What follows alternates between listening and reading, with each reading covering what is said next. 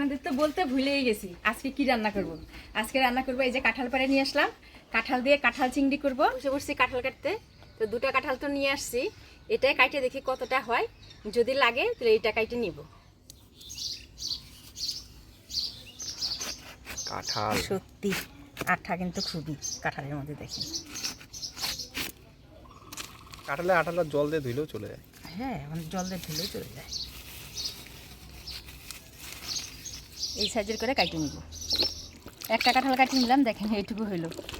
এটাও দিয়ে দিই না, দাও, এটাও লাগবে।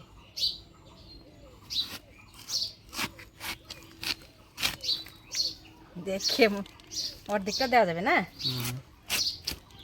এই কাঁঠালটার দানা বেশি নাই না, দেখ এইটার মধ্যে দুইটা মনে হচ্ছে কি বাড়তি হয়ে গেছে দেখে।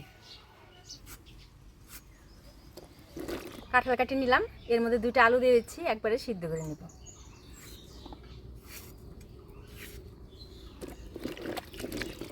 এবার আমি চিংড়ি মাছটা বাইছে নেই। কাঁঠাল চিংড়ির জন্য চিংড়ি মাছগুলো আজকে একদম দারুণ আছে না মা, সাইজটাও বেশ ভালো আছে আর একদম টাটকা টাটকা। আজকে চিংড়ি মাছটা কিন্তু আমি সম্পূর্ণ খোসা ছাড়াবো না, মাথার খোসাটা ছাড়িয়ে লেজটা ফেলে দিব, ব্যাস এইভাবে ছাড়িয়ে নেব।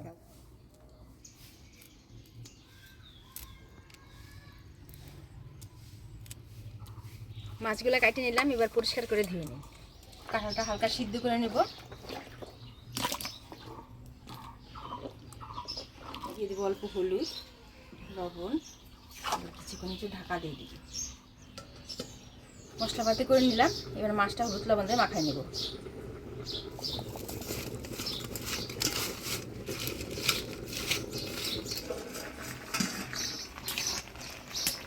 আলু কাঁঠালটা হালকা সিদ্ধ করে নিলাম, এবার নামিয়ে নিব।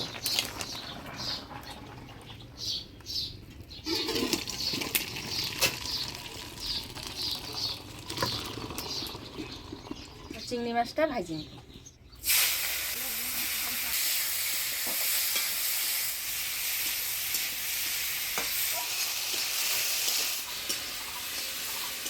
চিংড়ি মাছটা ভাজি নিলাম, এবার তুলে নিব। ফোড়নে দিব শুকনো লঙ্কা, গোটা জিরা, তেজপাতা, জিরা। এবার দিয়ে দিব পেঁয়াজ কুচি। পেঁয়াজটা হালকা লাল লাল করে ভাজি নিলাম, এবার দিয়ে দেবো টমেটো কুচি। এবার দিয়ে দেবো বাটা মশলা, ধনিয়া, জিরা, আদা আর লঙ্কা বাটা। এগুলো ছোটো করা রসুন, হলুদ, লবণ। জল দিয়ে মশলাটা ভালোভাবে কষিয়ে নেব। মশলাটা ভালোভাবে কষিয়ে নিলাম, এবার সিদ্ধ করে রাখা কাঁঠাল আর আলু দিয়ে দেব।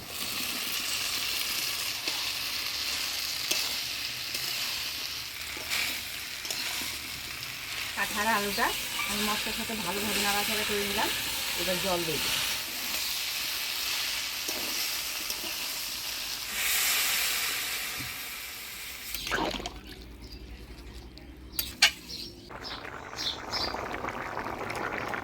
এখান থেকে কয়েকটা চিংড়ি মাছ রেখে দিব, এটা বাইটে কাঁঠাল চিংড়িতে দিয়ে দিব। খাইতে টেস্টও লাগবে আর তরকারিটাও বেশ সুন্দর ঘন হবে।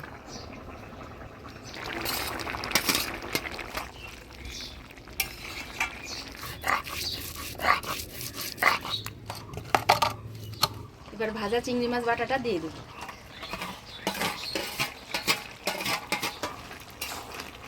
চিংড়ি মাছ বাটাটা দিলাম, এখন তরকারিটা বেশ সুন্দর আঠা আঠা হবে, খাইতেও খুব ভালো লাগবে।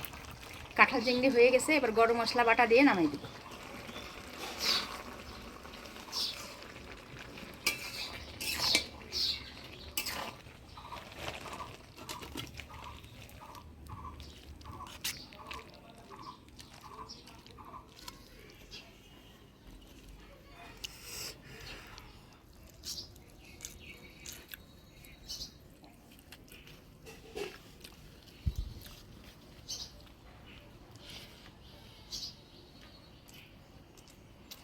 দারুণ হয়েছে।